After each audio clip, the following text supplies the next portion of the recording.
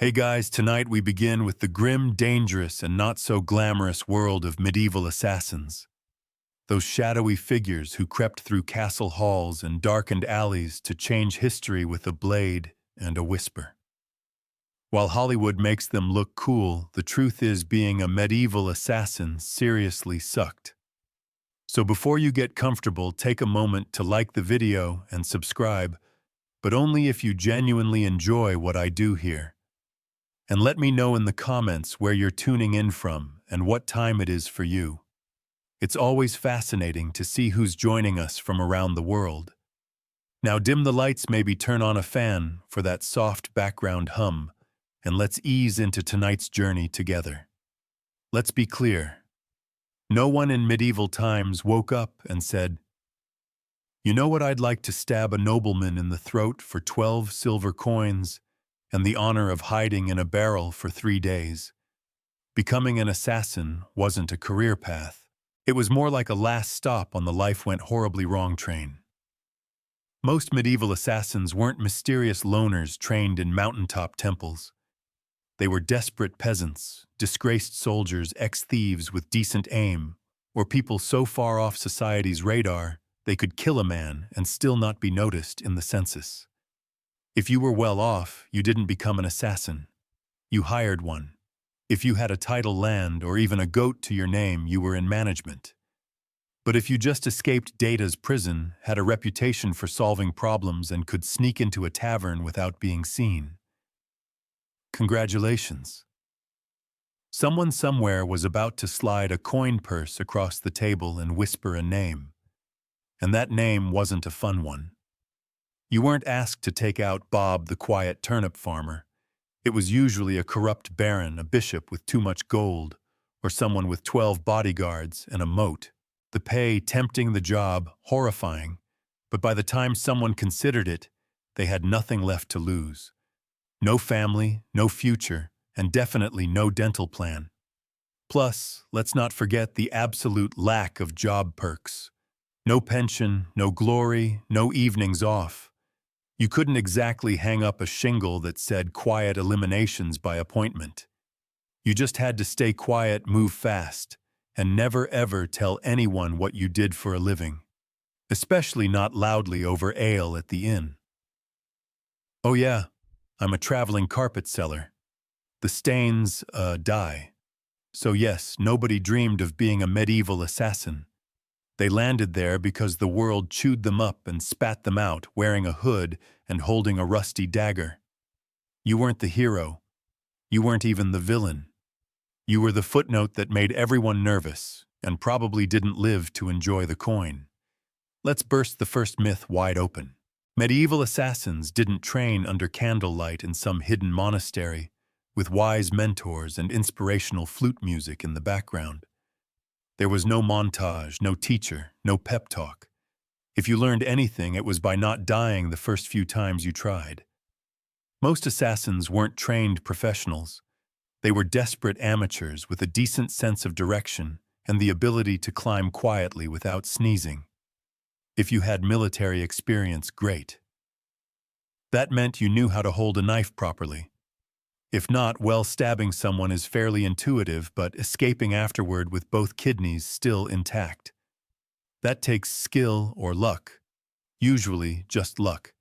There were no manuals, no guild orientation meetings, no safety briefings. You didn't get taught how to spot a body double or where nobles keep their bedroom exits.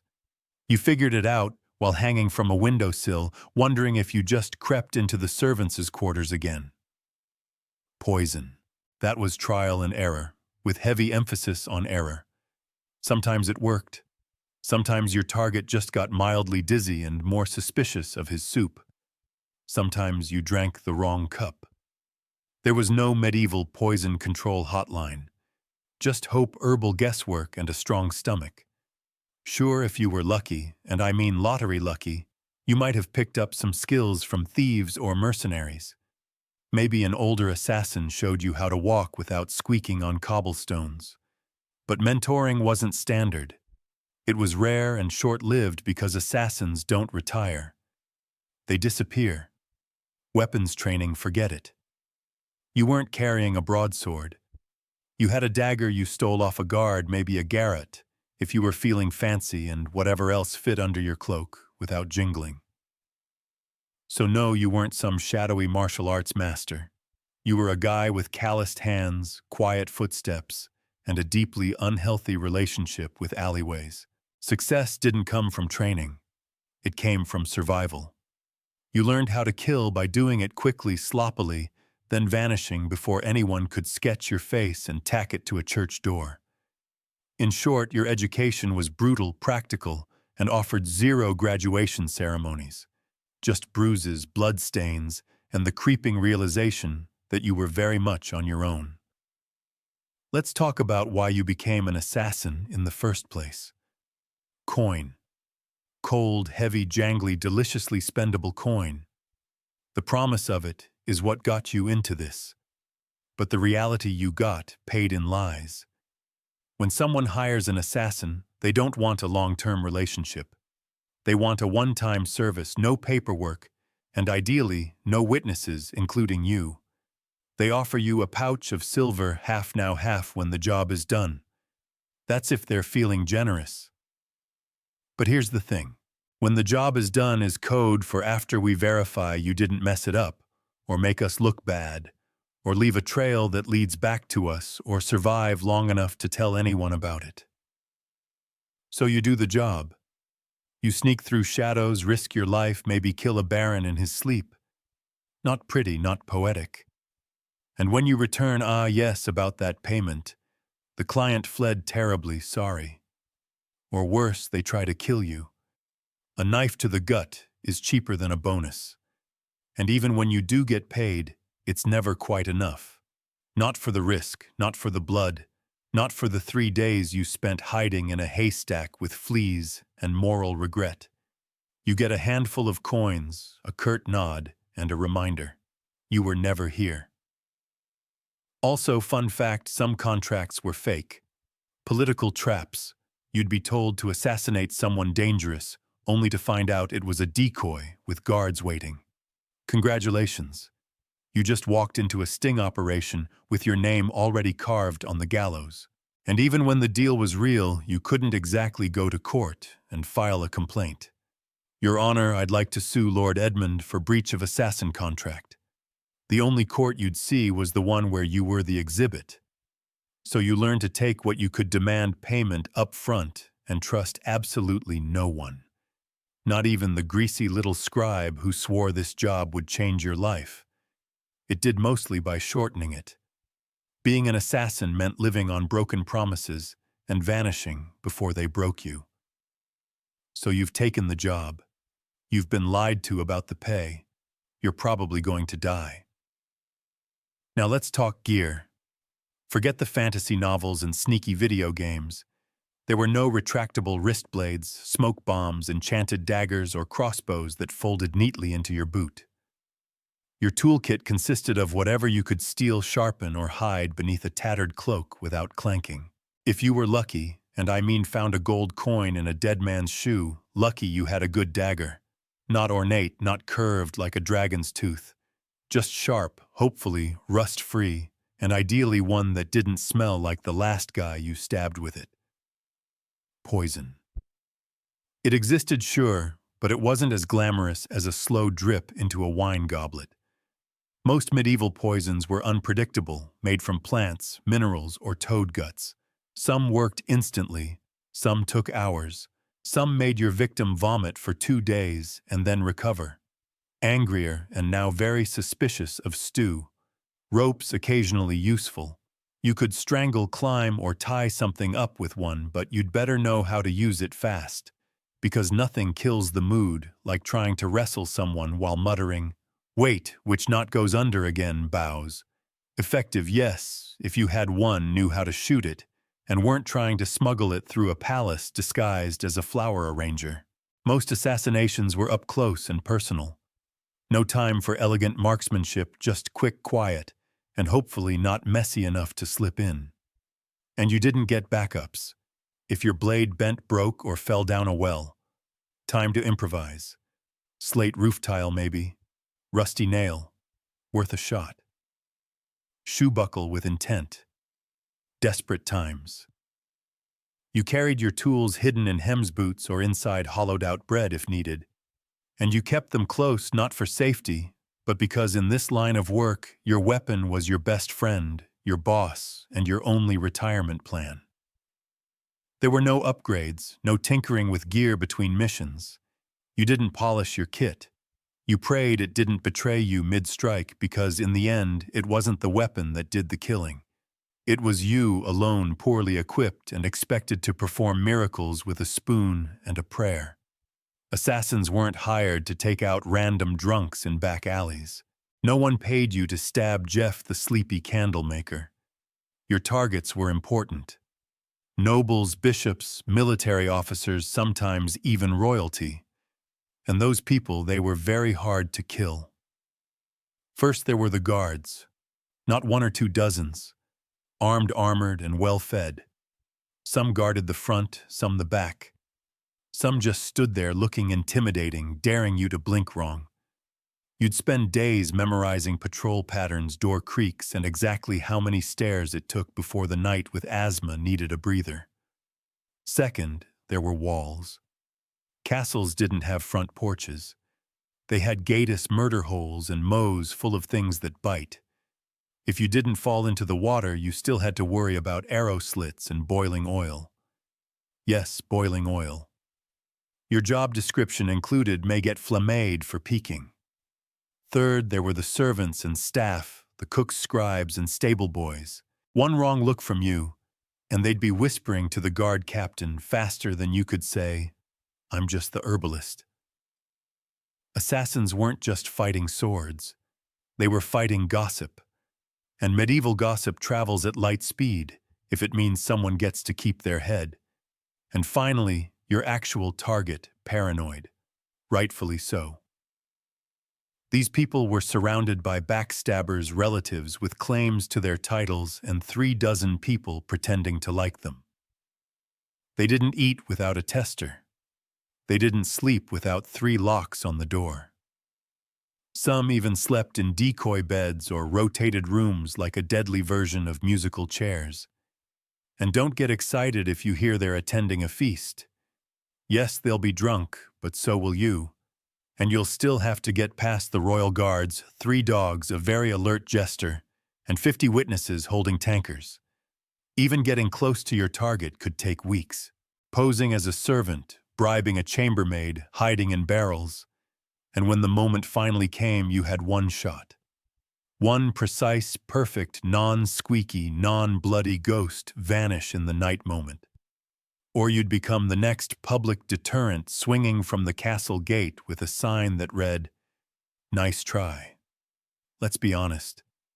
When you picture a medieval assassin, you probably imagine sleek black robes, leather braces, maybe a mysterious hood billowing in the moonlight. Reality, you looked like a sick goat herder with something to hide. Disguises in the Middle Ages weren't exactly high fashion. You didn't have custom-tailored cloaks or retractable armor. You had whatever you could scavenge.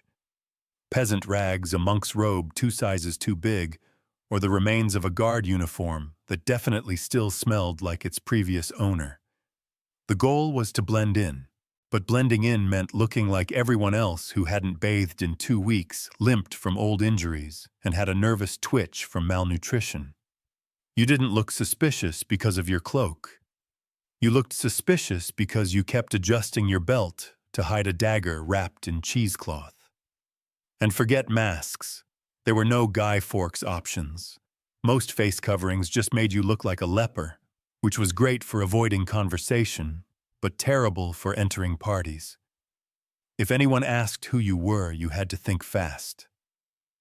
I'm Brother Tobias. I take care of silent prayer and rooftop maintenance. Even assuming you made it past the guards, noble households weren't full of idiots. Servants noticed unfamiliar faces, especially ones that fumbled chamber pots and couldn't name the cook's cat. You were always one. I've never seen you before away from being clubbed with a candlestick. And if your disguise did work, congratulations. You now had to stay in character for hours while pretending not to notice all the very stab-worthy people wandering by. Also wigs, they didn't exist. If you needed to look older or younger, you were stuck smearing dirt on your face, squinting, and hoping no one got close enough to notice that your beard was glued on with honey. The truth was, your disguise didn't protect you. It gave you maybe 5 minutes of confusion.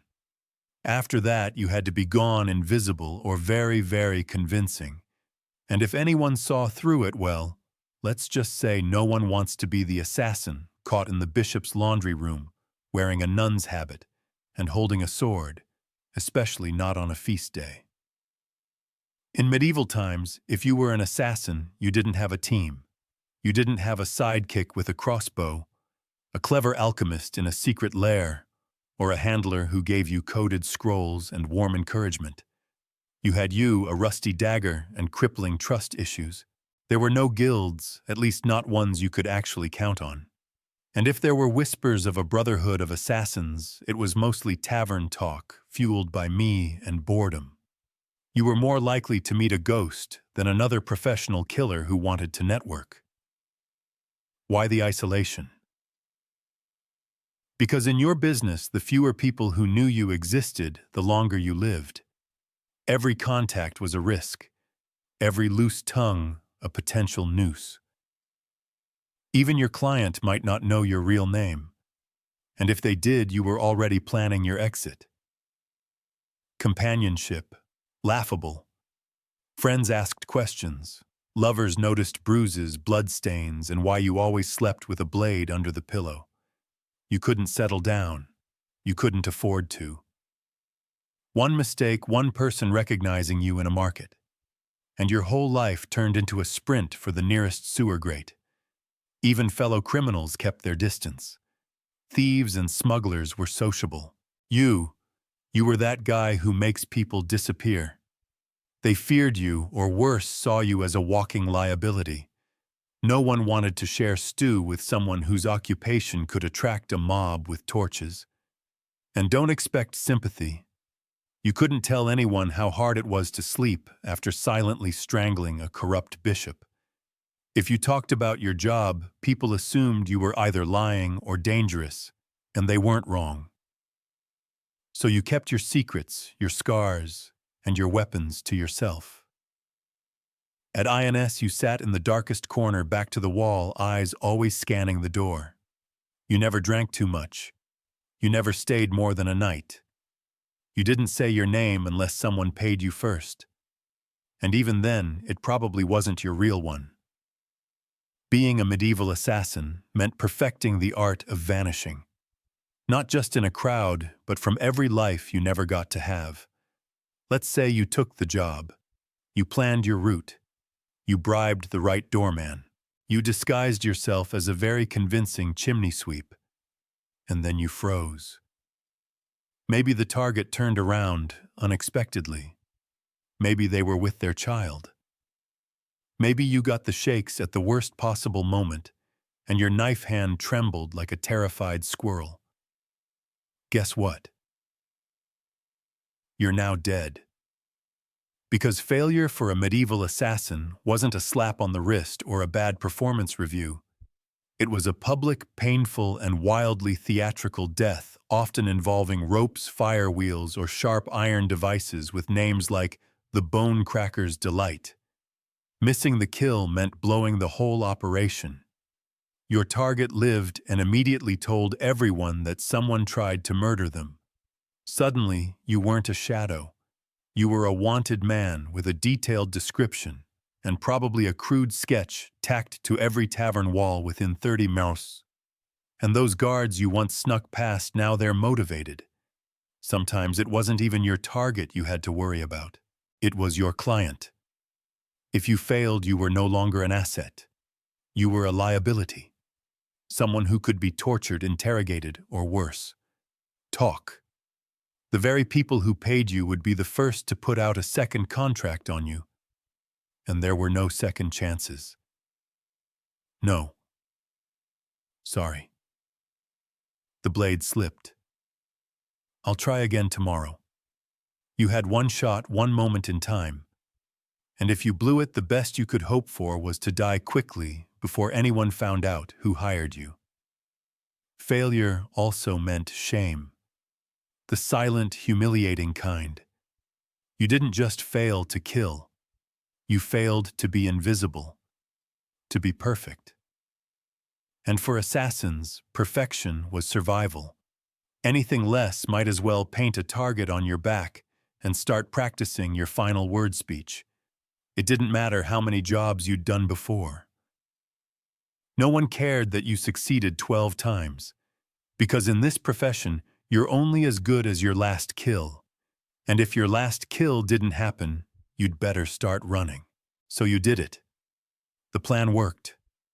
The dagger struck true. No screams, no guards, just a clean drop to the floor, and a very important person who now wasn't. Congratulations.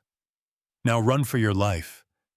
Because being a successful assassin in medieval times didn't mean sipping wine on a rooftop while the city burns behind you.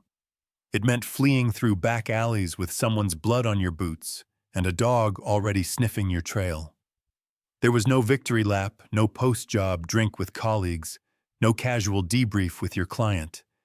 You didn't even get a moment to admire your work. The moment your blade struck your new job became escaping everyone who now wants to murder you in increasingly creative ways. Guards coming doors, locked horses tied up on the other side of town. You probably bleeding. You had to plan your exit before the kill. Routes disguises fallback safenesses. Maybe a boatman who owed you a favor, or at least didn't ask questions because the city would go on lockdown within minutes. No one wanted a scandal. And lockdown meant closed gates, armed checkpoints, and a dozen angry men with swords who all just received your rough sketch and the phrase maybe armed and extremely stabby. And let's talk about the client. Assuming they actually planned to pay you, they weren't going to meet you at a cozy tavern with a smile and a thank you card. They'd probably vanish too. Because an assassin who just completed a job is the most dangerous person alive. You knew too much. You'd proven you could get into places others couldn't. So even when you succeeded, you walked away with coin in one hand and a giant target on your back. And what did you win? A week of sleeping in hofts, bribing ferry captains, shaving your beard in the dark, and pretending your name was Brother Lucian as you tried to blend in with monks heading east. Because success didn't mean survival. It meant starting the whole game over in a new city, under a new name, with even more people looking for you this time. So yes, you made the kill. Now run like hell. If being a medieval assassin wasn't already miserable enough, poor hunted, and sleeping in places that smelled like goat, you also had to deal with the wonderfully creative paranoia of the people around you. Because in the Middle Ages, assassins weren't just feared, they were considered cursed. To the average peasant, you weren't just a killer in a hood. You were some unholy creature who whispered to demons and smeared frog guts on your blade under a full moon. Why else would you be able to sneak past guards and vanish in the dark? Logic wasn't exactly popular back then. But superstition, oh, that was everywhere. Some believed assassins could shapeshift. Others claimed you were invisible unless bathed in holy water. One popular tale suggested assassins made pacts with forest spirits and could breathe death through walls. Imagine walking through a village and hearing a woman mutter, "Don't make eye contact." He might hex the baby. Even your tools were suspect. Carrying a dagger. Clearly it was forged in a cursed forge, using poison that wasn't chemistry. That was witchcraft. And you probably stirred it with a severed toe under a blood moon. You'd think this fear might help you. After all, people avoided you, right, but the reality was worse. Superstitious mobs don't hesitate. They don't ask questions. They throw stones, set fires, and shout things like, "Burn him before he calls lightning." Your reputation made people overreact. The second someone died unexpectedly, illness, accident, choking on a chicken bone, someone would whisper, Maybe it was a shadow man. Maybe it was him. You could be hunted just for existing in the same village as a suspicious death. That meant you had to keep moving. Always. Stay too long, and suddenly a priest is ringing a bell, while 5 angry farmers hold pitchforks like they've been waiting for this moment their entire lives. And heaven help you if you were caught with anything remotely weird. Dried herbs, strange coins, or even a foreign accent. That's all it took for someone to shout sorcerer and light a torch.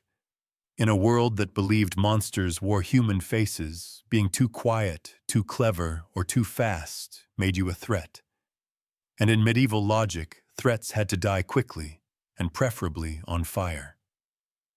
Ah, poison. The assassin's weapon of elegance. A quiet kill, no mess, no screaming, no steel on bone, just a sip, a stagger, a sigh, and done. That's the theory. In practice, poisoning someone in the Middle Ages was like trying to win a bar fight with herbal tea and a bad attitude.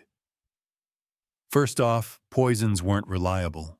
You didn't have access to purified cyanide or a neat little pill labeled fast-acting doom.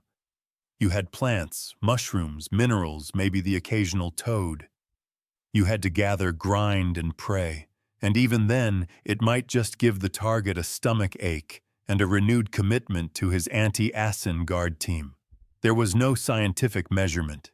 You didn't dose precisely. You eyeballed it. A pinch too little, and the noble just vomits and cancels dinner. A pinch too much, and you die from exposure before the first course is served. Also, medieval kitchens were chaotic. You couldn't just waltz in and season the soup with nightshade. You had to bribe or impersonate a cook, sneak in while no one was watching, or worst of all, try to poison a meal that would go through 3 tasters and a dog. Yes, a dog. And if your victim was a noble, they didn't just eat food. They treated it like a military operation. Meals were tasted, blessed, and sniffed by everyone from the steward to the jester. By the time the food hit their plate, it had passed through more security than a royal wedding. Even assuming you did it, you slipped in the poison. It wasn't detected, and the target actually ate it. The next part was wildly unpredictable. Some poisons took hours, some took days. 1 minute your mark is laughing at a joke. The next, he's clutching his stomach and demanding to see his astrologer. And if they survived, guess who they'd blame? Not the cook, not the taster. You, the quiet man with the herbal knowledge and twitchy eyes. So poisoning wasn't efficient. It was risky, slow, and full of variables, none of them in your favor. And if you were caught, you didn't get a quick death. You got interrogated with tools until you confessed to poisoning everyone from the duke to the dog. You'd think that if you successfully changed the course of history by removing a tyrant sabotaging a royal bloodline or silencing a political threat, someone would remember your name. Nope. You were an assassin. That meant your name was never meant to be remembered. At best, you were a rumor. Some hooded figure, a foreigner with cold eyes, or the quiet man who never finished his ale. You might have pulled off the most legendary hit of the century and still ended up as a mysterious death in the official record. In fact, that was the point. Your client didn't want a story. They wanted plausible deniability. The fewer people who knew who did it, the safer they were, and the less likely they were to end up poisoned by their own assassin. So your name was buried the moment the job was done.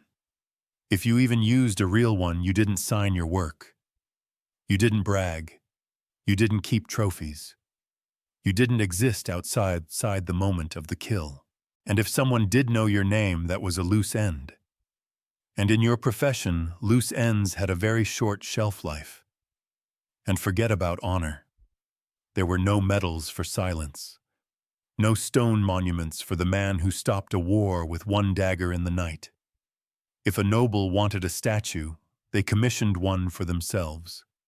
You got a wooden box, an unmarked grave, or if things went really badly, a head on a spike labeled traitor. Sometimes your name was known only so it could be cursed. You'd become a whispered warning. Don't cross the king. Remember what happened to Lord Ulrich, yes.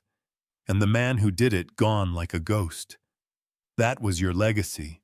Not fame, not fear, just absence. You weren't supposed to leave a mark. You were supposed to vanish. And if you stuck around long enough to be known, that was a fatal mistake because in the medieval world, heroes got remembered. Assassins got erased. So you survived. You got the job done. You even managed to get paid. A miracle in itself. Now all you have to do is lay low, keep your head down, and trust that your client will honor the deal and protect your identity. Right, wrong. Because in the world of medieval assassination, there was one rule even more sacred than don't get caught. Never trust anyone, especially the person paying you. Your client, be they a noble, a merchant, or a bishop with ambition and very loose morals, didn't hire you out of respect. They hired you because they needed something awful done, and you were the sharpest tool in the shadows. Once the job was complete, you became a liability. You knew too much. You knew who wanted who dead, when, why, and possibly how much they were willing to pay for it. That made you dangerous, not just to their enemies, but to them. So what did they do? They ghosted you.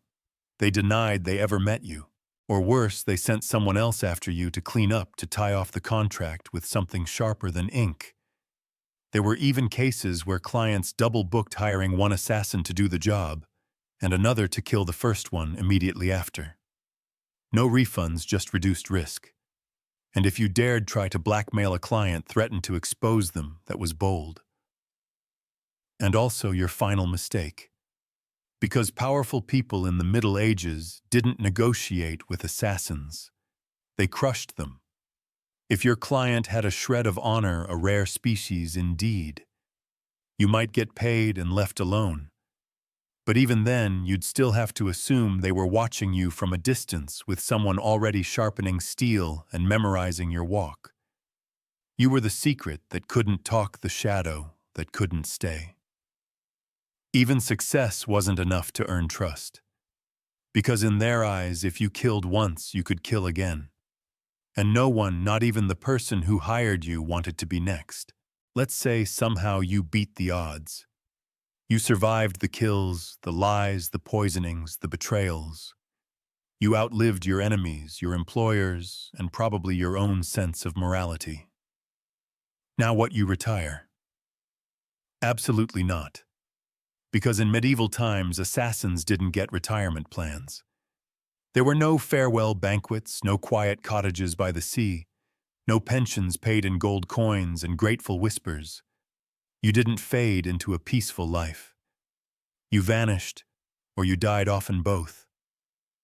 The problem was simple. You were never safe. Even if you walked away from the job, your past didn't. You had too many secrets in your head, too many names in your memory, and too much blood on your hands. People didn't want you retired. They wanted you forgotten, which usually meant buried.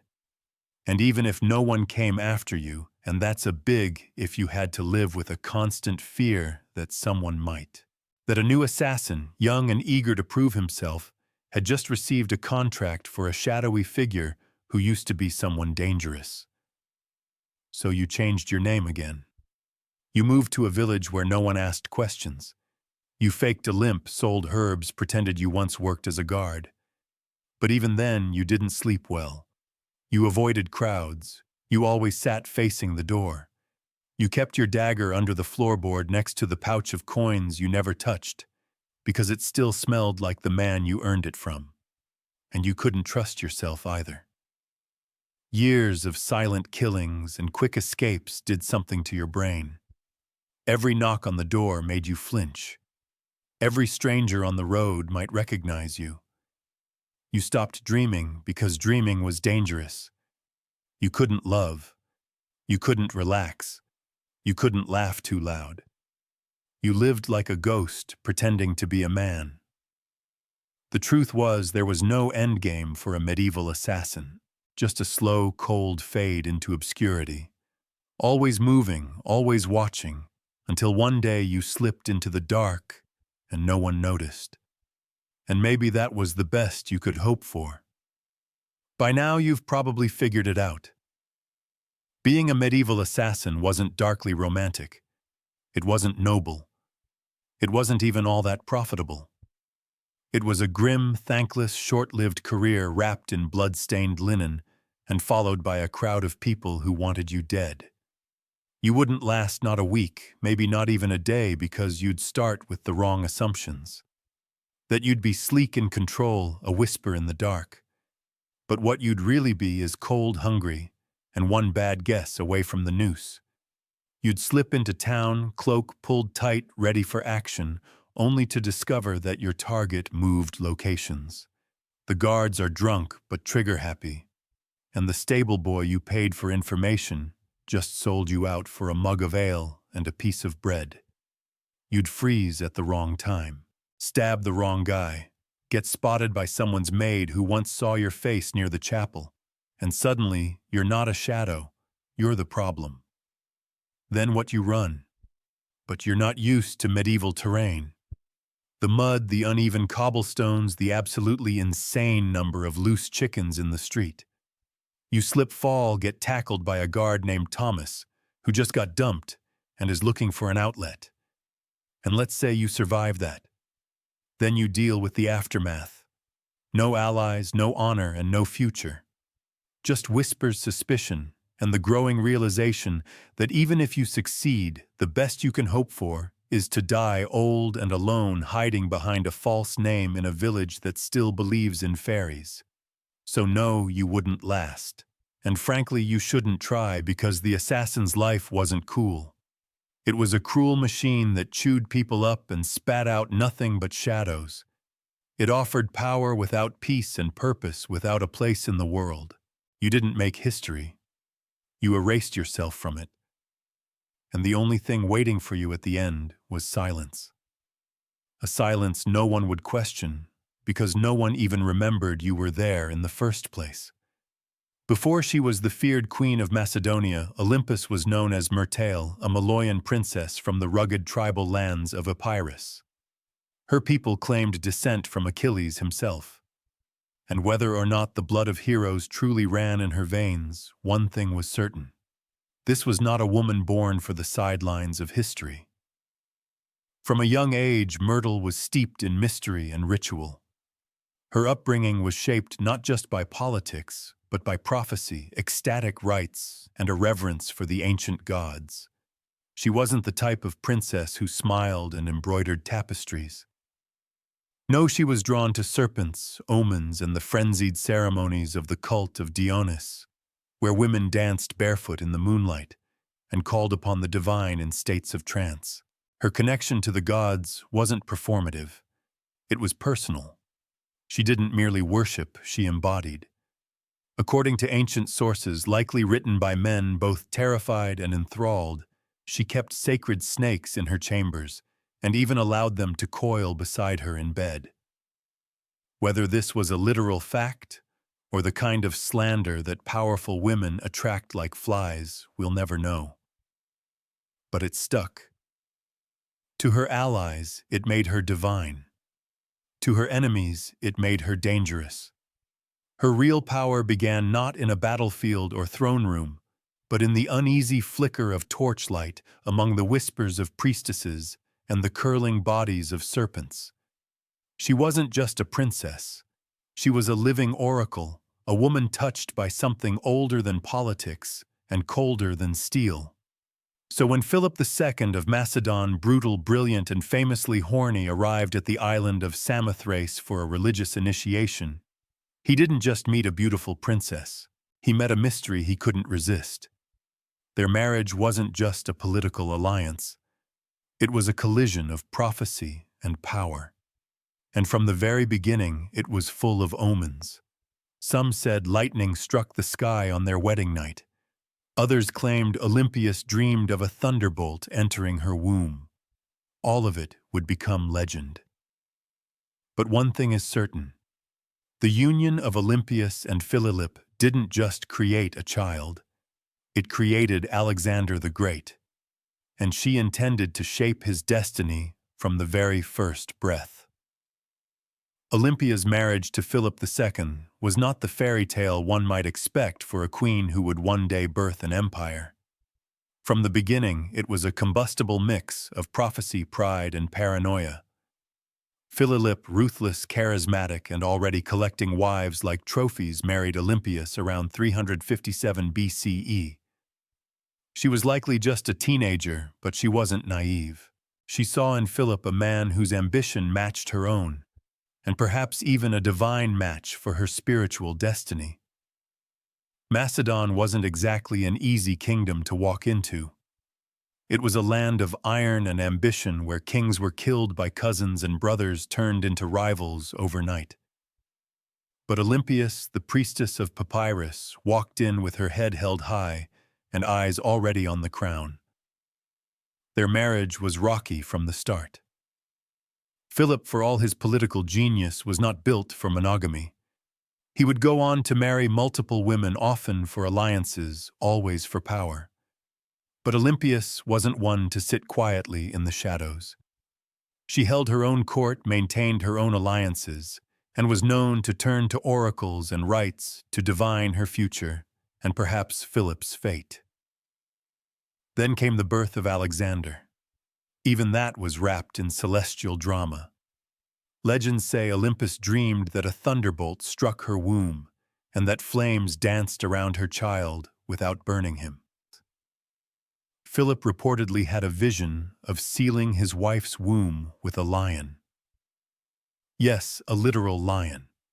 Whether they believed these visions or invented them, they certainly acted as if Alexander was destined to rule not just a kingdom, but the world. But even as the child was celebrated, cracks in the royal marriage deepened. Olympus resented Philip's other wives, especially his Macedonian bride Cleopatra Eurydice, whom he married later in life. This was more than a domestic issue. It was a threat. Cleopatra was Macedonian-born, and any son she bore would be purer in the eyes of the local nobility. A direct threat to Alexander's future. Olympia saw it clearly. The palace wasn't just a home. It was a battlefield.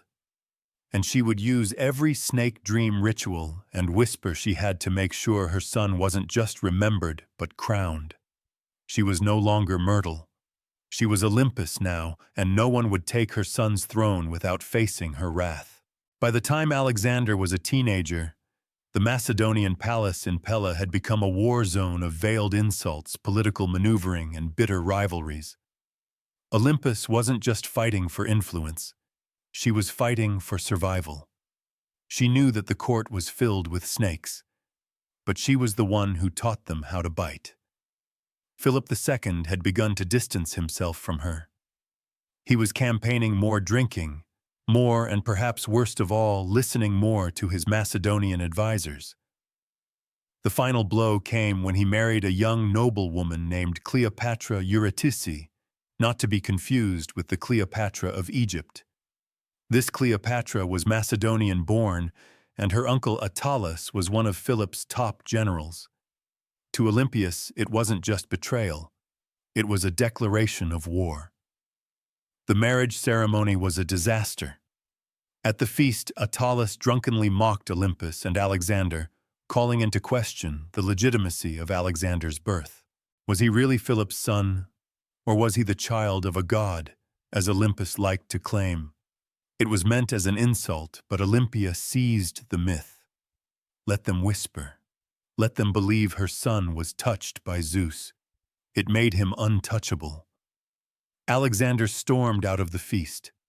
Olympia left Macedon entirely, retreating to Apris. But her exile was not defeat. It was strategy. In her homeland, she was still royalty. She could gather support, whisper in ears, and watch as Philip's palace began to rot from within. She didn't need to be physically present to be dangerous. Then came the shockwave. Philip was assassinated at his daughter's wedding just as he was about to invade Persia. Just as he was on the verge of crowning himself not just king of Macedon, but potential emperor of the known world. The question that echoed through every marble corridor and torch-lit hall was the same. Who did it? Was it Porcenius, the jilted bodyguard who carried out the act? Was it the result of court intrigue? Was it Alexander himself, or whisper it softly, was it Olympus, so one could prove it?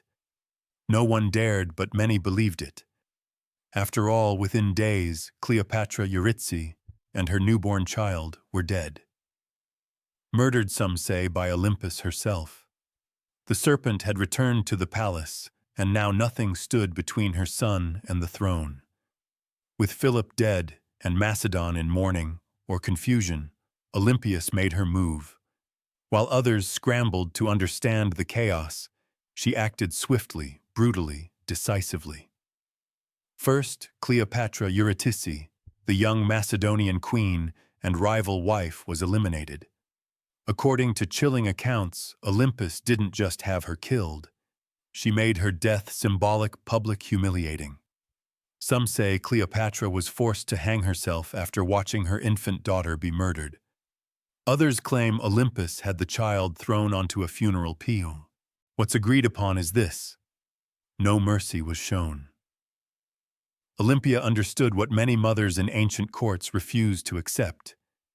In a royal palace, mercy is a liability. A rival child, no matter how small, is a future war. And Olympias was done playing defense. With Cleopatra and her bloodline erased, she could turn her attention to securing Alexander's throne. Her teenage son, bold, brilliant, already trained by Aristotle, was declared king without serious opposition. But don't be fooled. It wasn't just his charisma or his father's legacy that made it possible. It was Olympus. She knew which generals to threaten, which nobles to flatter, and which enemies to quietly remove. She wasn't just protecting her son's rise, she was engineering it. Alexander himself didn't always approve. He reportedly disapproved of the violence against Cleopatra's family. But he also didn't stop it, because deep down he knew what Olympias had always known. Power demands blood, and in Macedon, bloodlines were both a blessing and a curse. With her son now, King Olympias began to recede slightly from public life. But this was no retirement. She simply shifted from open strikes to whispered influence. As Alexander prepared to launch his conquest of Persia, she remained behind not as a passive queen mother, but as the spiritual guardian of his destiny. She sent him sacred relics, consulted oracles, and performed rituals on his behalf. To Olympus, her son's mission wasn't just military, it was divine. Alexander wasn't going to war. He was fulfilling prophecy, and as long as she drew breath, no rival Macedonian, Persian, or otherwise would derail that divine plan. She had crowned her son. She had cleansed the palace. Now she would guard his empire. From behind the curtain, with teeth bared. As Alexander marched east to conquer the known world, Olympus remained behind in Macedon. A queen without a throne, but not without power. Her official title was Queen Mother. But make no mistake, she ruled in all but name. Though regency was technically handed to Antipater, one of Alexander's trusted generals, Olympus refused to be sidelined.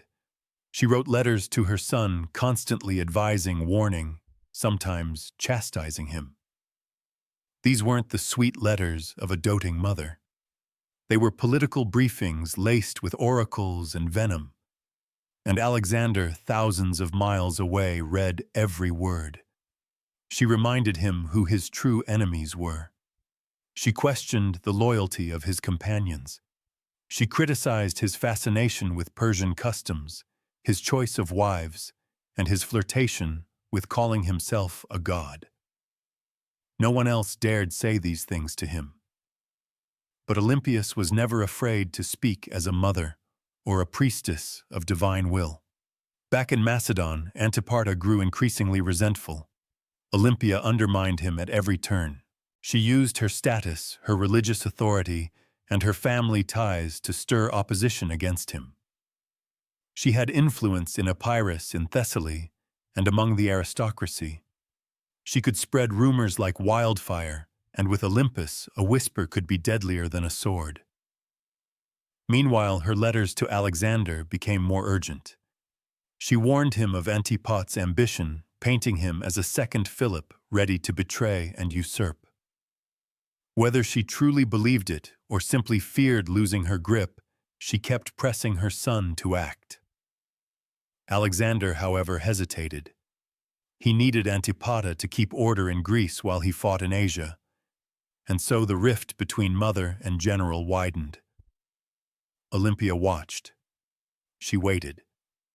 But beneath her religious robes and maternal concern, she was growing impatient. She hadn't endured years of palace warfare to be ruled over by an old soldier. As Alexander's empire stretched from the Aegean to India, Olympia saw cracks forming. He was taking on too much, trusting too many foreign advisors, and drifting away from the mother and the gods that made him. She believed his victories came from divine favor and from her. And if he forgot that, well, Olympus knew how to remind kings who they really were, even if that king was her own son. When news of Alexander's death in Babylon reached Macedon in 323 BCE, it didn't arrive like a trumpet. It arrived like a dagger. For Olympus, it wasn't just the loss of a son. It was the collapse of a world she had spent decades building. Her boy, the divine storm she had prophesied, raised, unleashed, was gone. And he'd left behind no clear heir, no single successor, only chaos. The mighty empire he carved out was already fracturing. Generals, his so-called successors, were already dividing it up like jackals around a corpse. Antipater still held power in Macedon and Greece, and he had no love for Olympus. Worse, her daughter Cleopatra, Alexander's sister, was being courted by rival generals for marriage, each one hoping to use her bloodline as a claim to the throne.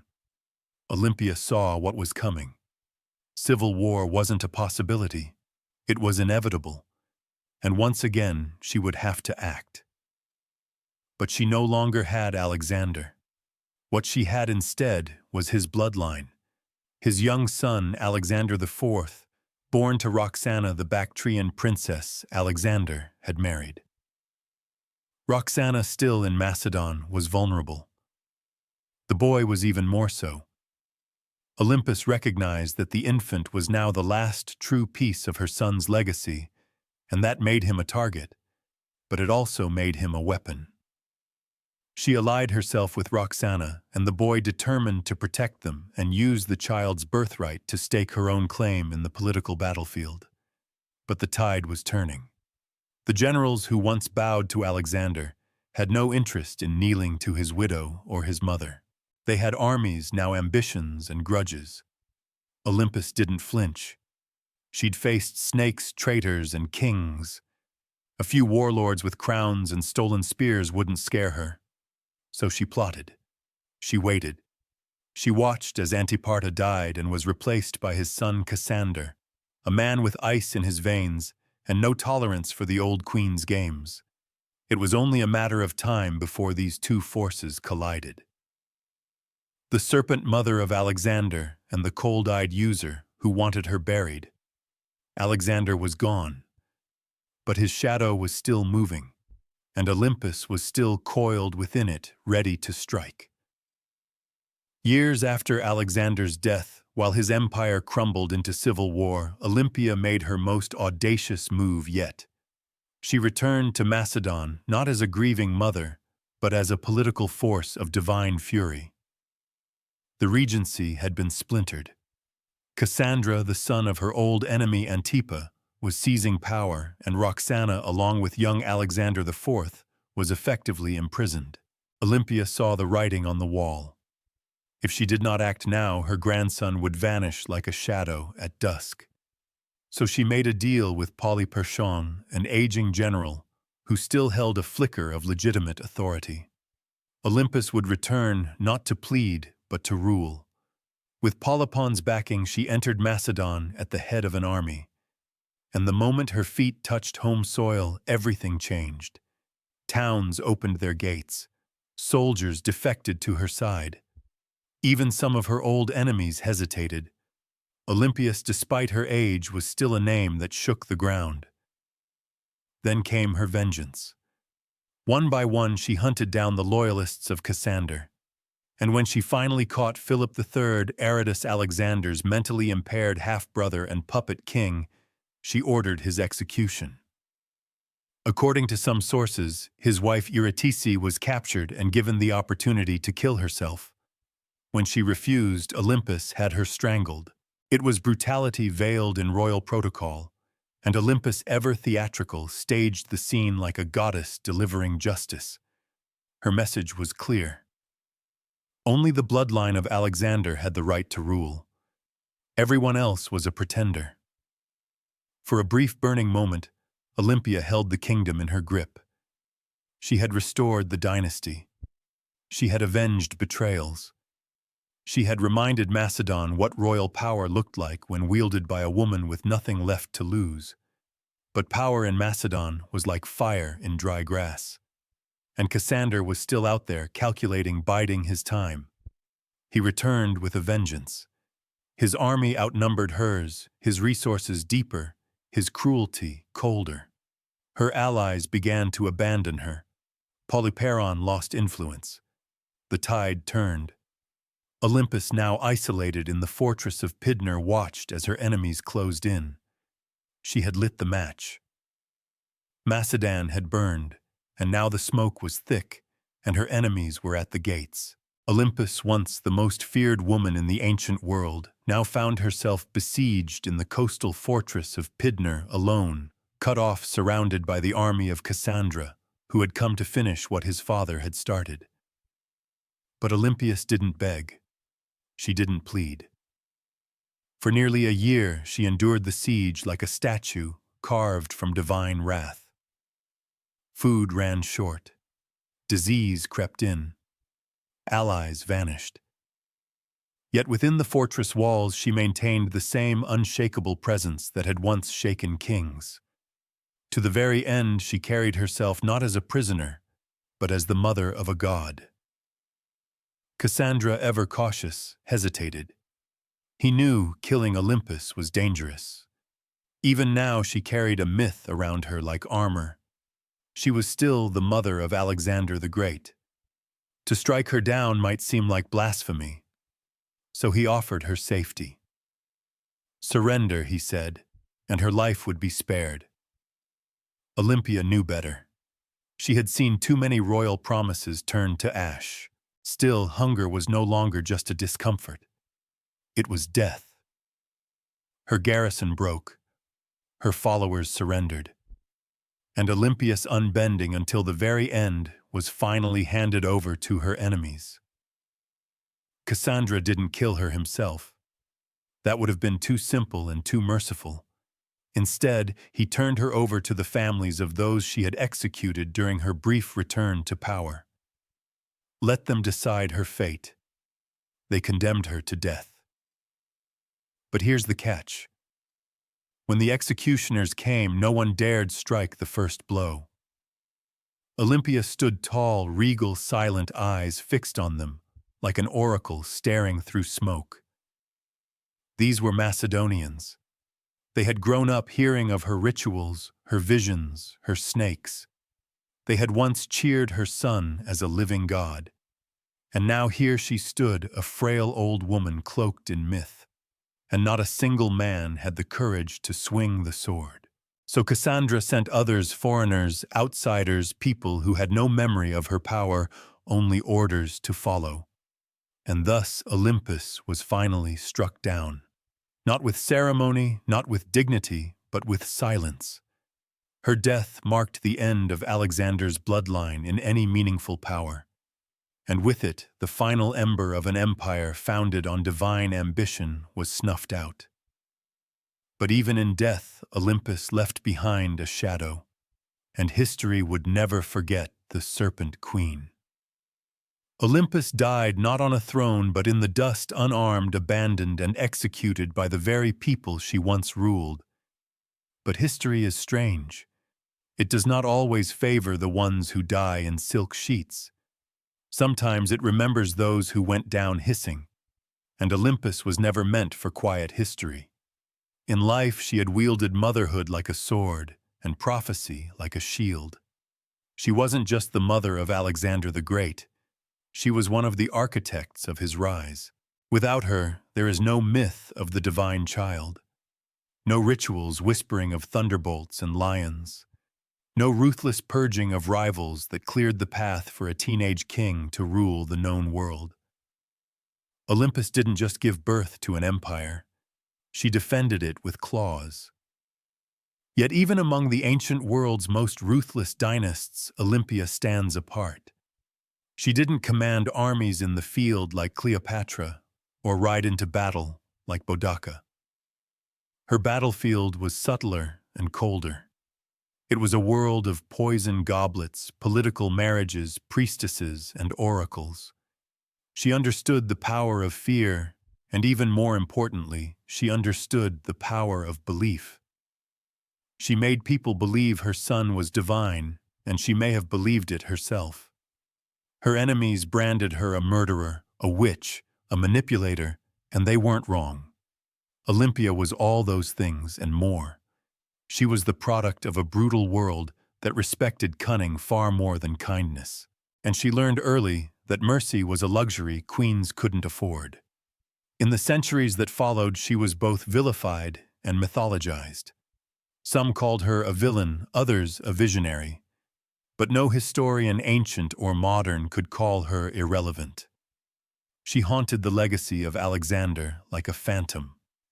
Always in the background, always just behind the curtain. And maybe that's exactly where she belonged. Not as a tragic mother or a footnote in a king's story, but as a story unto herself. The woman who wrapped herself in prophecy, slept beside snakes, and outlived gods. Olympia's bones turned to dust long ago. But her legend endures in every tale of ruthless queens, in every whisper of blood-borne destiny, in every empire built on myth. She is still there, coiled in the dark, waiting. On the sun-bleached island of Crete, just a few miles south of the modern city of Heraklion, lies a ruin that feels more like a dream than a real place. Stone corridors snake in all directions. Rooms twist and double back. Staircases lead nowhere. It's easy to lose your sense of direction even today. This place is Knossos, the heart of Minoan civilization, and the supposed inspiration for one of the most enduring myths in human history, the labyrinth of the Minotaur. But before there was a legend, there was a palace unlike any other, built around 1900 BCE, and expanded over centuries. Knossos wasn't just a royal residence. It was an entire city under one roof, covering nearly 150,000 square feet. It featured over 1,000 rooms, light wells, storage magazines, shrines, workshops, and what may have been the first flushing toilets in history. It had running water, multi-story apartments, and an intricate system of air circulation. This wasn't a primitive fortress. It was an architectural masterpiece. To modern archaeologists, Knossos looks like organized chaos. To ancient visitors, it probably felt like magic. The man who brought Knossos into modern awareness was British archaeologist Arthur Evans. In the early 1900s, Evans excavated the site and quickly became convinced that this was the origin of the Greek labyrinth myth. The layout was disorienting, the architecture deeply symbolic, and everywhere he turned, he found motifs of bulls painted on walls, carved into stone, or sculpted into tiny golden charms. The bull, after all, was sacred to the Minoans. Evans even went so far as to name the civilization after the mythic king Minos. Whether Minos was real or not, his legend became inseparable from the ruins. But here's the twist. No one's found a literal labyrinth. No underground maze, no prison chambers, no half-man monster. What we have instead is something far more mysterious. A city designed in loops, wings, and layers deliberately difficult to navigate. And the deeper you go, the more the lines between history and mythology blur. So the question remains, was the Minotaur born from these walls? Or was the palace itself, the monster Nos, may not give up its answers easily, but it's very good at making us ask the right questions. The myth is as famous as the ruin, a monstrous half-man, half-bull trapped in a labyrinth so complex that no one who entered ever found their way out.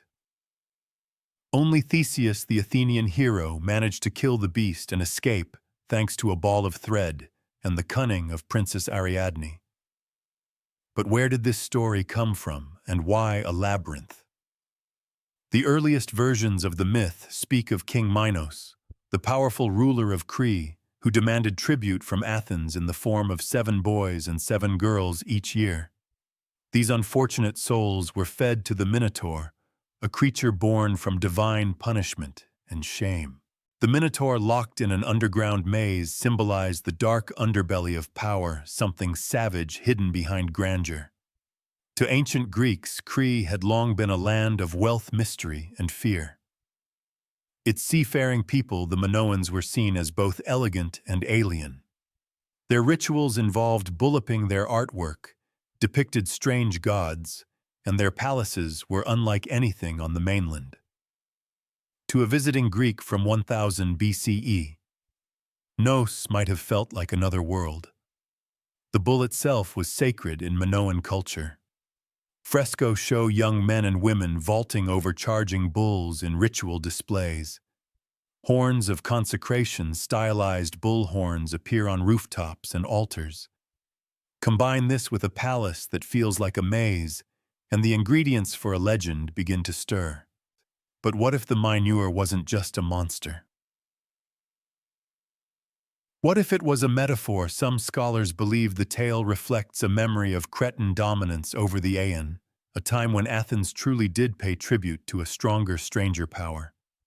The labyrinth could symbolize the political entrapment of weaker states, and the Minotaur, the raw, terrifying force behind Minoan rule.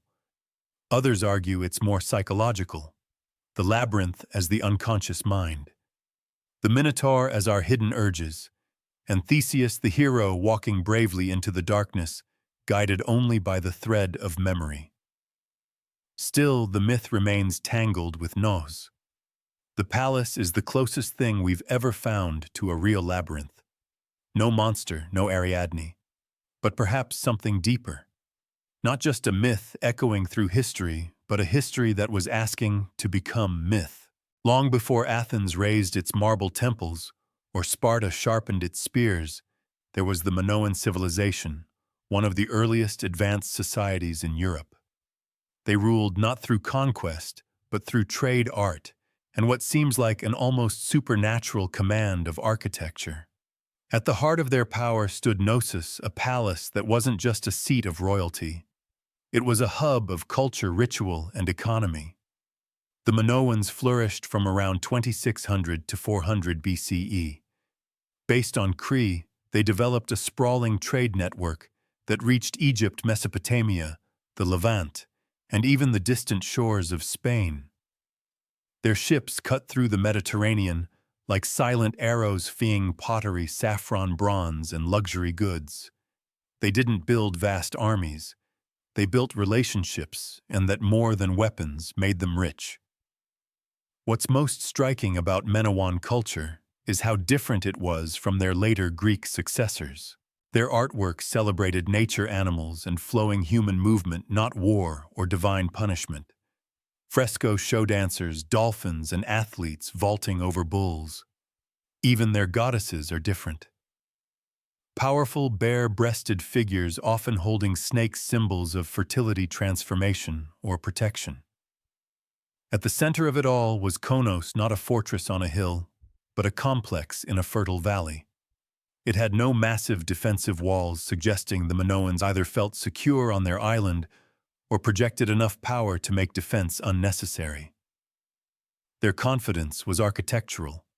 Multi-story buildings, colonnaded courtyards, and advanced plumbing systems hinted at a society far ahead of its time. And yet, for all their sophistication, the Minoans left behind no deciphered written records. Their primary script, Linear A, remains unreadable to this day. We don't know what they called themselves. We don't know what their kings believed, what prayers they spoke, or what truly happened behind the walls of Nos. All we have are their ruins, their art, and their influence absorbed later by the Mycenaeans and echoed in Greek myths. The Minoans were not just builders of palaces, they were architects of mystery. And Nos wasn't merely a building. It was the beating heart of a civilization that shimmered for a moment like sunlight on the Aegean, and then vanished. But some say their echo still wanders the maze. To walk through Gnosis is to walk through time, layered, confusing, beautiful time. It's not just the scale that overwhelms you, it's the design. Rooms lead to rooms. Corridors split and vanish. Light wells cut through the heart of the building. Stairs spiral into shadows or emerge suddenly into sunlit courtyards. Nothing moves in a straight line. It's not hard to see why ancient visitors might have whispered labyrinth. Kossos wasn't just a palace. It was a living organism, spanning an estimated 150,000 square foot. The complex contained over 1,000 chambers, some tiny, some grand. These weren't randomly placed rooms. They were purpose-built workshops, storage spaces, shrines, apartments, and throne rooms, all arranged around a large central courtyard that may have hosted public ceremonies or bulling rituals. The palace was built on multiple levels up to 4 or 5 stories tall in places, using natural slopes and artificial terraces. To navigate it without getting lost, you'd need memory instinct, or a thread like Theseus. And yet, this apparent chaos hides a remarkable intelligence. The Minoans mastered passive ventilation cooling rooms through air shafts and open stairwells. They funneled rainwater through clay pipes and had toilets that flushed long before Rome made it fashionable. One of the most iconic areas is the so-called throne room, named for the alabaster chair built into the wall flanked by benches. Around it are fresco of griffins, mythical guardians. Was this the seat of a priest-king, a goddess's chamber, a sacred court? No one knows for certain. And the walls, they speak in color. Vibrant frescoes show dolphins swimming above bathtubs, women in elegant flounced skirts with bare chests, youths leaping bulls mid-air. The art wasn't just decoration. It was identity. Fluid, natural, deeply connected to earth and sea. Still, the deeper you go, the more Nos begins to disorient. Some parts seem intentionally complex, like they were designed to confuse. Maybe that's the root of the labyrinth legend. Not a prison for monsters, but a palace that felt alive. A building that invited awe, ritual, and just a touch of fear. No locked doors, no mythical beasts, just a place built to make you question where you were and what was waiting around the next corner. Nos wasn't just an administrative center or royal residence. It was a place of worship, an architectural expression of the Minoan soul steeped in ritual myth and divine mystery. Unlike later Greek temples, there are no towering columns to Zeus or marble shrines to Athena. Instead, the spiritual world of Knossos is more subtle, woven into the fabric of the building itself. Shrines hide in corners. Pillars rise like sacred sentinels. Horns, stylized, carved, symbolic, appear on rooftops and altars. Everywhere you look, the bull motif dominates, suggesting a powerful connection between worship, the natural world, and this revered animal. The Minoans didn't seem to fear the bull. They celebrated it. The famous bull leaping fresco in Nos isn't just athletic art. It may depict a religious rite. Young men and women vaulting over a charging bull, locked in a dance of danger and grace. It wasn't sport. It was sacred theater, possibly an offering to the gods, or a symbolic triumph over chaos. Then there are the snake goddesses discovered in storerooms beneath the palace. The snake goddess figurines are among the most iconic Minoan artifacts. Bare-breasted arms, raised with serpents coiled in their hands or around their bodies, these figures radiate power. They are not submissive idols. They are guardians of the household, fertility, and perhaps life itself. To the Minoans, snakes symbolized renewal, rebirth, and mystery, creatures of both earth and underworld. The rooms where these objects were found hint at household shrines or ritual spaces, quiet sacred corners hidden among the palace's bustling heart. Combined with the fresco, the horns, the altars, and the labyrinthine corridors, the entire complex begins to feel like a ritual machine, a structure built not just for living, but for connecting with the divine. There is no centralized temple at Nos, because the palace itself was a temple. Its layout, art, and design were all part of a spiritual worldview where boundaries between sacred and secular didn't exist. This was a place where myth was architecture, where a corridor could become a passage to the gods, and where every echo in the stone chambers may have once been a whispered prayer. Nos didn't just house people, it housed gods. For centuries, Nos stood as a beacon of prosperity, innovation, and cultural sophistication. But then something happened, something sudden, something no one can fully explain. By around 1400 BCE, the palace was abandoned, the fresco left to fade, and the Minoan civilization that once ruled the seas had vanished like mist over the Aeon. So what happened? Theories abound. Some point to nature. Around 1600 BCE, the volcanic island of Thera, modern-day Santorini, erupted in one of the largest explosions in human history. The blast was so massive, it likely caused tsunamis that battered Ciudad's northern coast, devastating ports and farmland. Ash clouds may have blocked the sun, choking crops and disrupting the climate. While Knossos wasn't immediately destroyed, the aftermath of the eruption may have shaken the foundations economically, politically, and spiritually. Others looked to war. By 1450 BCE, the rising power of the Mycenaeans, mainland Greeks, may have taken advantage of Minoan weakness. Archaeological evidence suggests Nos was reoccupied briefly, but the culture had changed. The art became more martial. Linear A, the Minoan script, was replaced with Linear B, used by Mycenaean scribes. The palace that once thrived with snake goddesses and bull dancers now whispered in a foreign tongue. Some scholars believe the Mycenaeans didn't invade in a single conquest, but gradually absorbed the island. First through trade, then influence, and finally rule. Others argue that internal collapse, a civil uprising, political instability, or the failure of the elite may have contributed just as much. What's striking, though, is how little violence is evident in the ruins.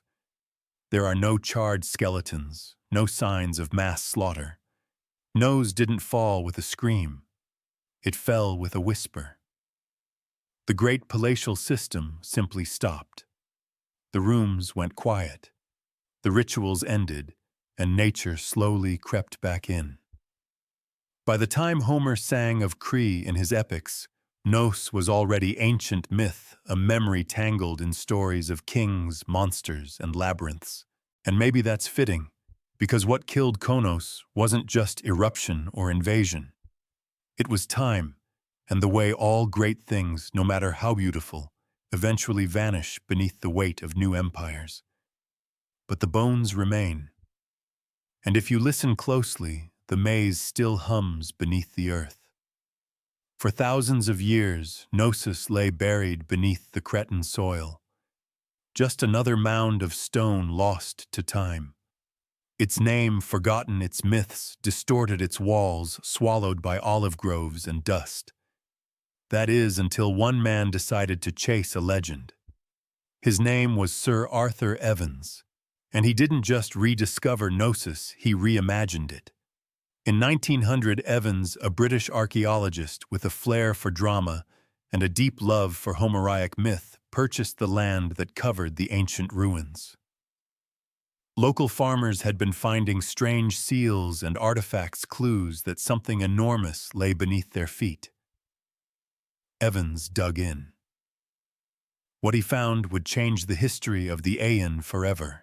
He uncovered a palace so vast, so complex, and so advanced that he was convinced this was the mythical home of King Minos.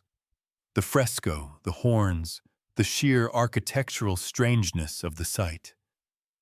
It all pointed in his mind to one thing: the labyrinth.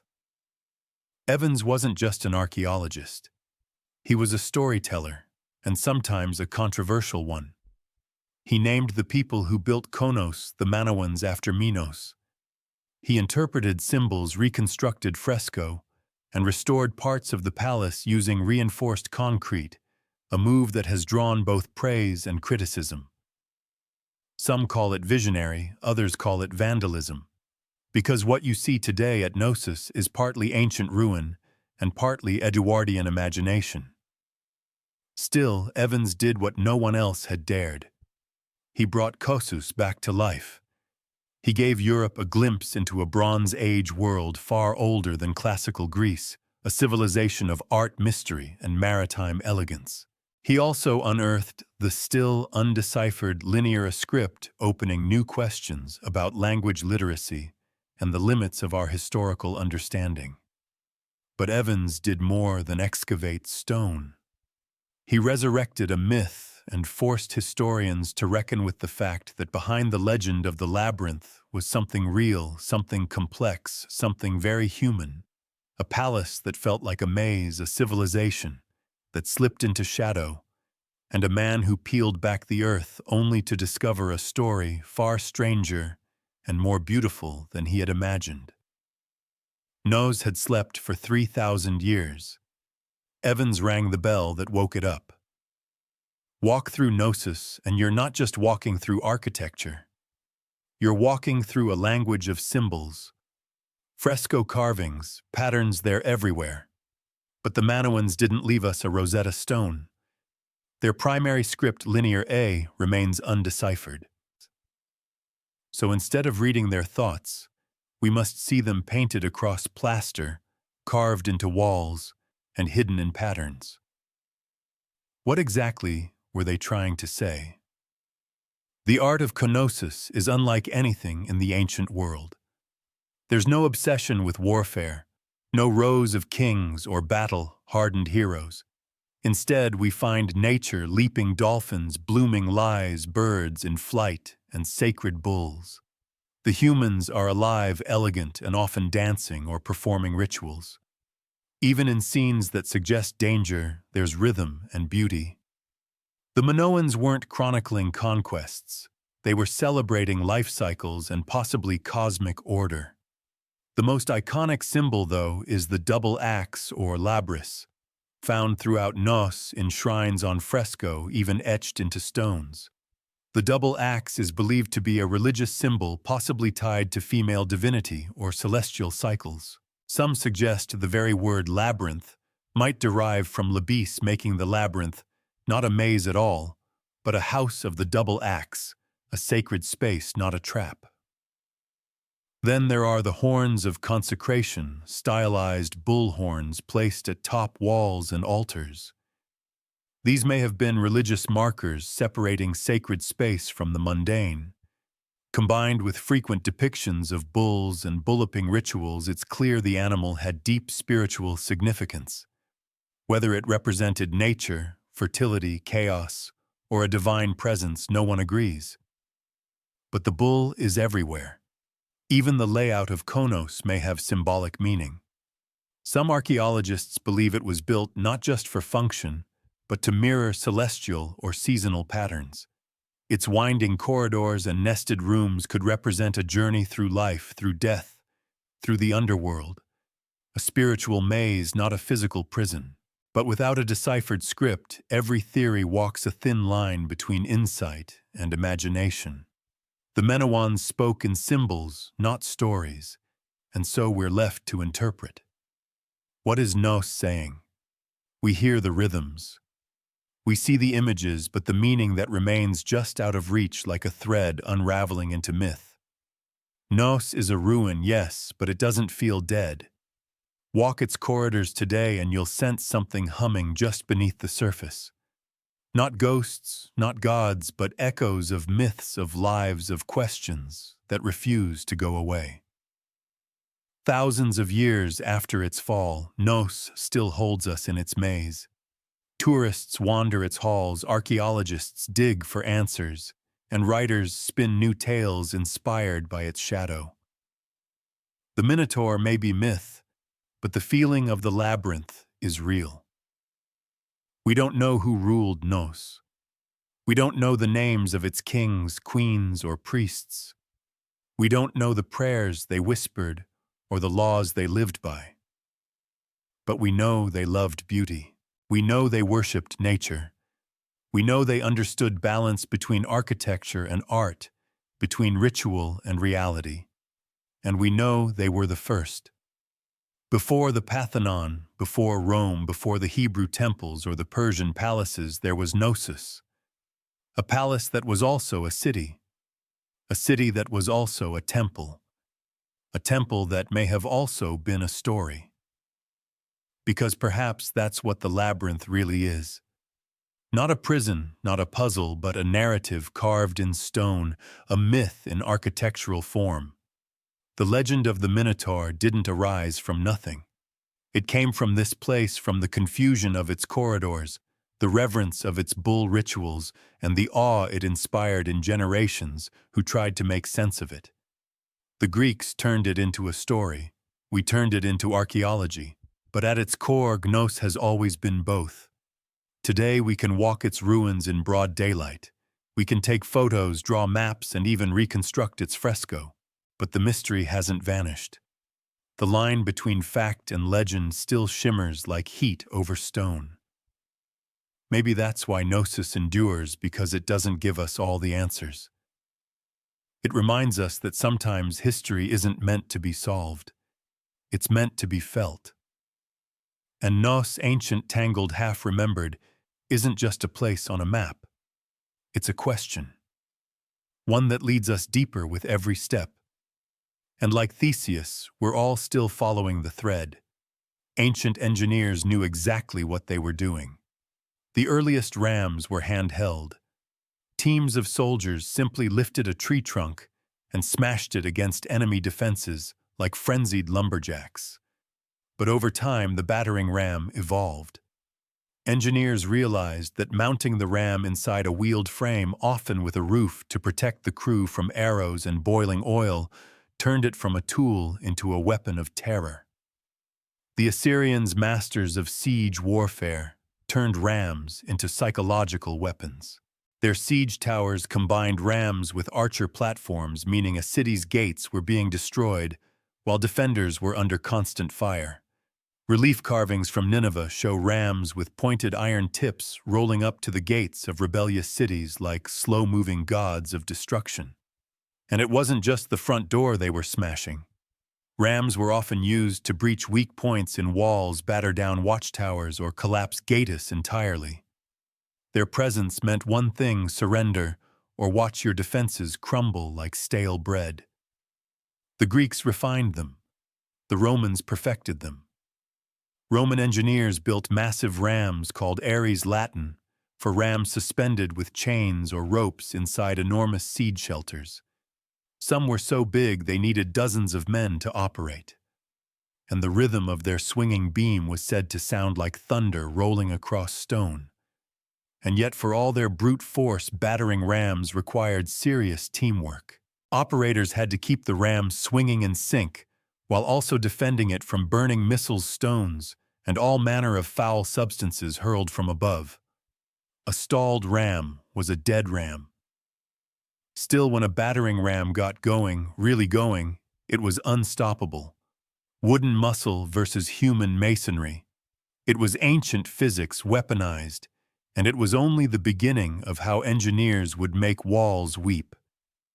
If the battering ram was the brute, The catapult was the tactician. Where rams smashed close up, catapults attacked from a distance, launching not just stones, but psychological dread. They were the first real artillery pieces in military history, and they revolutionized siege warfare by weaponizing physics in ways that felt almost magical to the enemy. The earliest catapults emerged from the Greek world around the 4th century BCE, a product of brilliant minds who wanted to add range and momentum to warfare. Dionysius the Fur of Syracuse, a tyrant with a taste for cutting-edge violence, commissioned the first torsion-powered catapults devices that used twisted bundles of sinew or hair as tension springs. These weren't slingshots for giants. They were precise instruments of siege terror. The genius lay in their mechanics. Engineers figured out that by twisting ropes tightly, often made from animal sinew, they could store enormous amounts of potential energy. When released, this force could hurl stones, javelins, or even flaming projectiles hundreds of meters.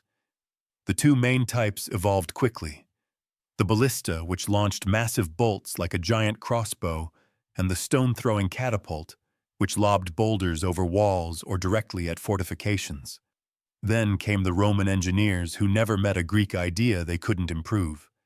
They built catapults that could be broken down, packed onto carts, and reassembled on site, portable siege engines for professional armies. Some Roman catapults could fire 60 palm stones at incredible speeds, capable of tearing through wooden gates, battlements, and occasionally unlucky soldiers. Catapults weren't just about destruction. They were about spectacle. Ancient generals used them to send messages, sometimes literally. Corpses were launched over walls to spread disease and fear. Severed heads were lobbed into besieged cities to shatter morale. In one chilling case, diseased bodies were fired into enemy territory as an early form of biological warfare. But catapults had their flaws. They were heavy, required skilled crews, and could be rendered useless by bad terrain. Still, when set up properly, they could batter a city into submission from a safe distance. And for the first time in history, cities realized their thick stone walls didn't just need to withstand a ram. They had to survive the skies, because now destruction came flying. If the catapult was clever, the trebuchet was majestic, towering, creaking, and terrifying. It was the undisputed king of medieval siege warfare. When one appeared on the battlefield, it wasn't just a weapon. It was a statement. It said, "Your walls mean nothing." Unlike its tension-powered cousins, the trebuchet relied on gravity. At its core was a simple principle: a long swinging arm mounted on a sturdy frame with a heavy counterweight on one end and a sling on the other. Raise the weight, let it drop, and the arm would whip around, flinging the sling and its deadly payload in a high arc over enemy defenses. It was controlled destruction, precise, predictable, and devastating. The origin of the trebuchet can be traced back to early traction models used by the Chinese as early as the 4th century BCE, where manpower replaced counterweights. But the counterweight trebuchet, the version that would rewrite siege warfare in Europe and the Islamic world, emerged in the 12th century, possibly through Byzantine or Muslim intermediaries. Once Europe got its hands on the design, it spread like wildfire through castles and crusades. The power was astonishing. A well-built trebuchet could launch 300 projectiles over 300 meters. Stones the size of furniture would crash into towers, pulverize walls, or crater enemy morale. But the real magic was in the arc. Unlike catapults, trebuchets could hurl projectiles over walls with finesse. This meant they weren't just smashing defenses. They were hitting courtyards, barracks, and supply depots inside. And it wasn't just stones. Trebuchets hurled everything. Diseased animals burning pitch pots of lime to blind defenders, even messages or insults wrapped around rocks. One legendary account from the siege of Stirling Castle in Scotland tells of Warwolf, a trebuchet so massive that the enemy surrendered before it was even fired. The king refused to accept the surrender just so he could test the machine. But for all its destructive glory, the trebuchet wasn't fast. It took hours to build, minutes to reload, and demanded skilled engineers. Still, no other siege weapon combined range force and psychological horror quite like it. It was the medieval version of a slow-motion hammer from the heavens. And when that counterweight dropped, cities held their breath. While catapults launched from afar and battering rams smashed the gates, siege towers took a more personal approach. They rolled right up to the enemy's front door and dropped off armed invaders. Imagine a wooden skyscraper on wheels covered in wet hides to prevent fire, bristling with archers and spearmen. That was the siege tower, the ancient equivalent of an armored personnel carrier and a mobile fortress in one. And when one of these started rumbling toward your city walls, you knew that the real fight was about to begin. Siege towers weren't subtle. They were big, bold, and terrifyingly effective when used properly. The Assyrians may have been among the first to deploy them in the 9th century BCE. But it was the Greeks, and especially the Hellenistic kingdoms, that took the design to theatrical extremes. During the siege of Rhodes in 305 BCE, the Macedonian general Demetrius built a 9-story tower called the Helpolis, or Taker of Cities. It was over 100 feet tall, equipped with catapults covered in iron plates, and moved by thousands of soldiers. It also broke under its own weight. But the ambition unmatched. The logic behind siege towers was simple. Walls only work if you can't get over them. Siege towers eliminated that advantage by creating an elevated platform from which attackers could descend onto the battlements, bypassing gates and scaling ladders. From the top deck, archers could rain death down onto defenders, while troops on the lower levels prepared to board. But these towers weren't invincible. They were slow, vulnerable to mud, and prime targets for defenders with fire arrows, rolling boulders, or even sabotaged terrain. Smart defenders would dig ditches, flood mows, or build secondary inner walls known as counter-scarp defenses, just to stop a tower's approach. Still, when they worked spectacularly. A breach in the wall was one thing, but having your own rampart suddenly crowded with enemy soldiers, that was chaos. Siege towers transformed the battlefield from a horizontal contest of strength to a vertical race for survival.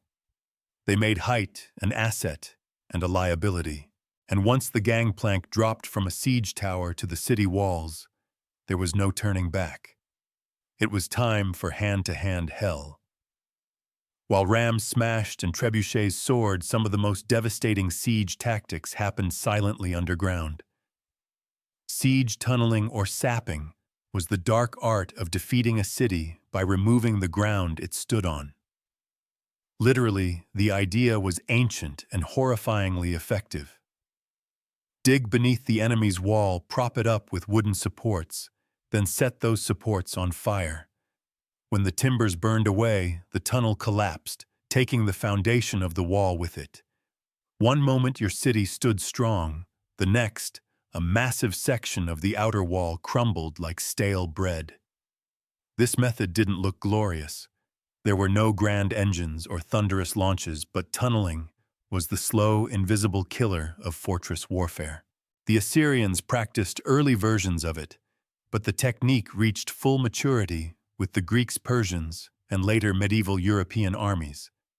During the siege of Plataea in 429 BCE, the Spartans attempted tunneling beneath the walls, only for the defenders to dig counter-tunnels and intercept them mid-dig, turning the soil into a knife-fight nightmare.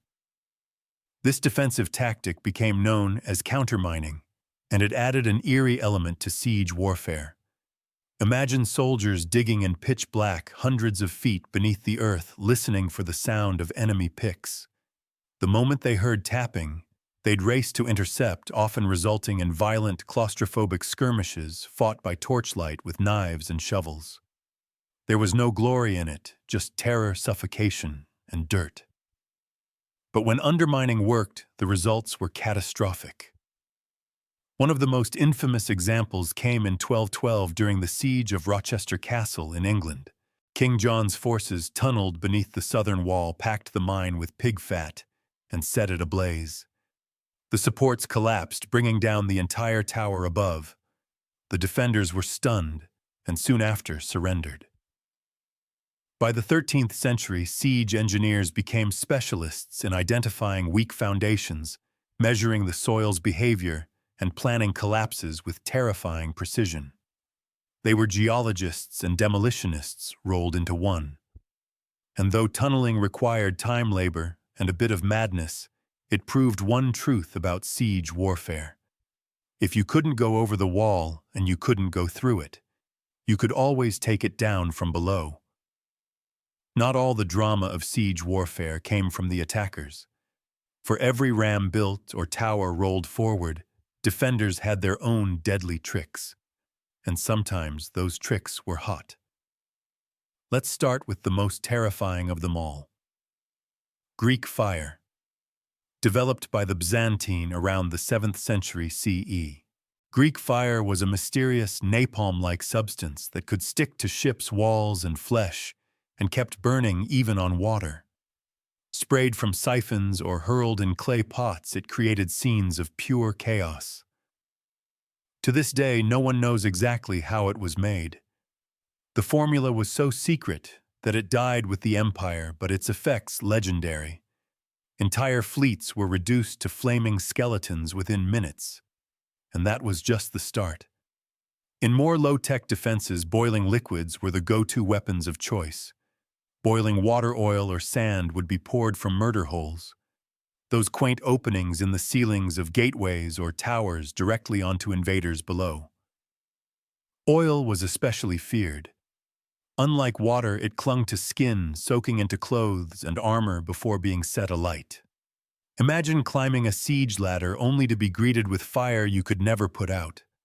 Hot sand, though less dramatic, was vicious in its own right.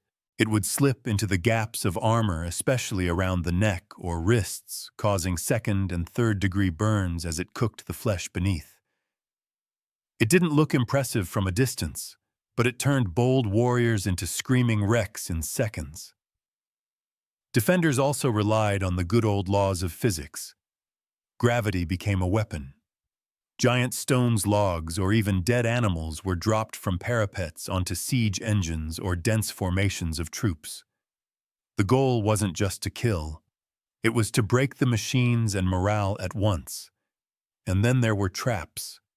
Hidden pits, collapsing bridges, spiked barricades. Castles became puzzles of pain designed to slow, confuse, and punish.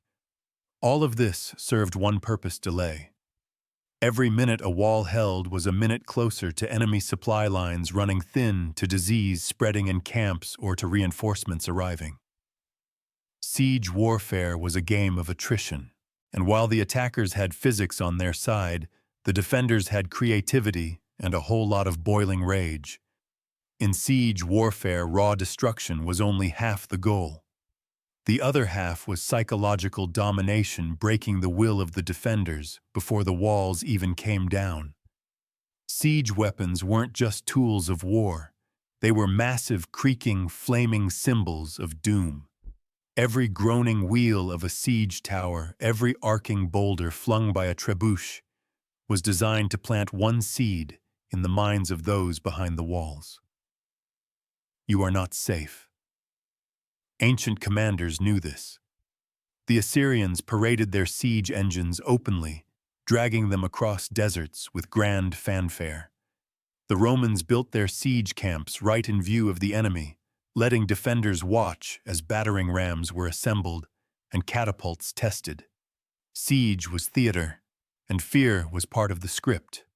Sometimes the payloads themselves carried a message. Severed heads of messengers or generals would be launched over the walls, often still wearing their armor.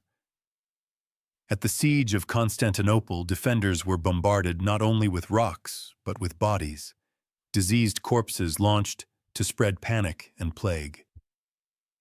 During the Mongol siege of Kafr in 1346, it's believed that hurling plague infected corpses over the walls helped trigger outbreaks of the Black Death in Europe. The trebuchet wasn't just a weapon, it was an announcement. When one of these giants was rolled into place, everyone inside the fortress could hear it before they saw it. The creaking of winches, the grinding of ropes, the heavy thunk of the counterweight, like the heartbeat of an incoming storm. But the most dangerous part, the unknown. You never knew what was coming next. Would it be a rock, a barrel of fire, a rain of arrows, or just silence? Ominous, heavy silence as engineers adjusted their aim. Even the sounds became psychological weapons. The rhythmic thump of a battering ram, or the sudden silence before a shot, would drive defenders mad with anticipation.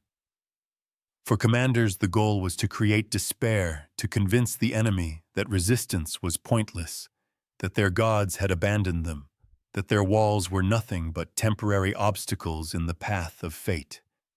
And when that mental dam finally cracked, the gates often opened without a fight.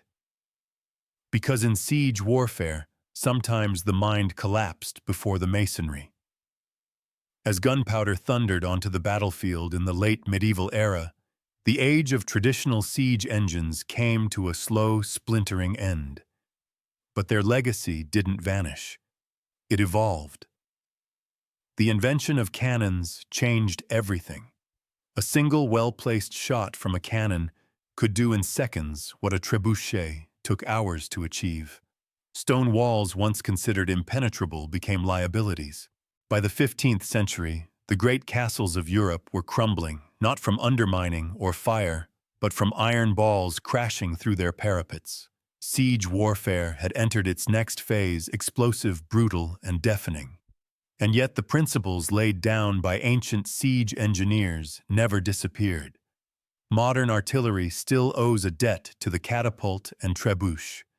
Every ballistic missile and long-range howitzer is just a high-tech descendant of the same question. How do you break what's meant to be unbreakable from a distance? Physics trajectory. Tension and force all discovered, tested, and perfected centuries before gunpowder ever entered the story.